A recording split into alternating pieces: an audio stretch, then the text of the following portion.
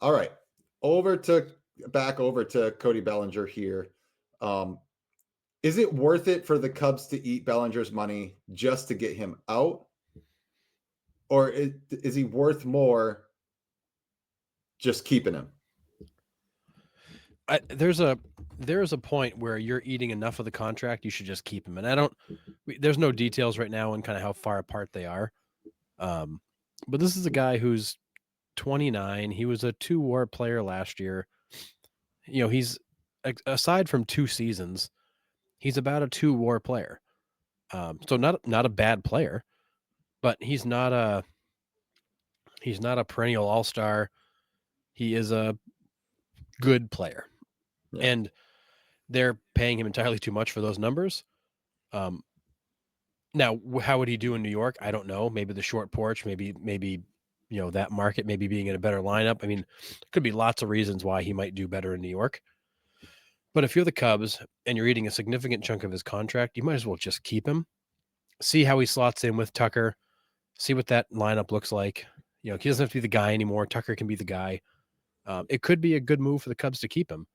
If they can get decent value in return, then yeah, I think you let him go. But if I'm the Yankees, knowing that you want to get rid of him and you sign him up to a bad contract, I'm either going to eat more money and give you fewer prospects, or give you better prospects and you're going to eat more money. Yeah. But I'm not doing both. I'm not going to give you good players and take on the whole contract. So Right.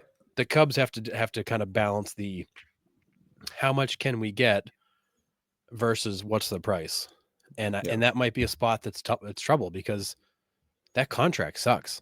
It's Um, terrible. it's really bad. If you get Cody Bellinger of 2 years ago, then it's not so bad. Cody Bellinger of last year, where he hit 266 with 18 and 78, those aren't bad numbers, but they're not what, $27 million a year. What's he at? Yeah, it's something up around there. Yeah, it's like, that's not where you want to be. No. But And again, 29 years old, he's still arguably just coming into his prime, and he's got the skills. He just can't put it together yeah. consistently. Yeah. I mean, Maddening. the Yankees are desperate enough for a first baseman. I mean, maybe they make the trade and that's where they put Bellinger is at first. But like you said, like I don't think I'm taking on that contract. I'm telling the Cubs, like, sorry, like you said, you signed that contract, you have to deal with the money aspect of it. Like, yeah, I'll give you a couple guys, but I'm not taking that full contract. There's no way.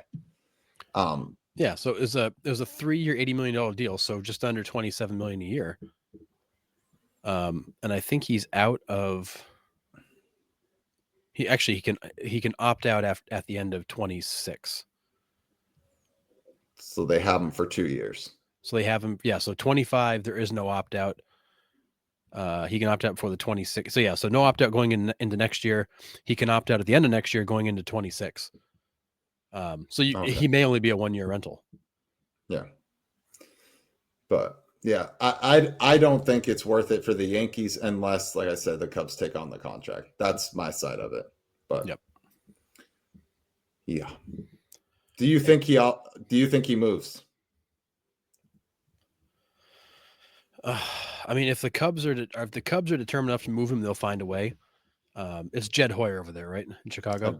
I believe so Yeah, now. Jed's a pretty good wheeler dealer. My guess is if they want to move him, they will. Um, I don't get the sense they feel like they have to move him. I think it's more of a like we'd like to move him. But if he's on the roster next year, I don't think it'd break their heart. But I do think he moves. I think with the Tucker trade, you've got a left-handed power outfielder. Tucker kind of takes Bellinger's spot. Doesn't mean you can't still keep Bellinger, but he doesn't have the same role he had before, and at that kind of money, it makes sense to move on from him. So I do think he gets moved. I think the Cubs are going to have to just accept less for him to do that. Yeah.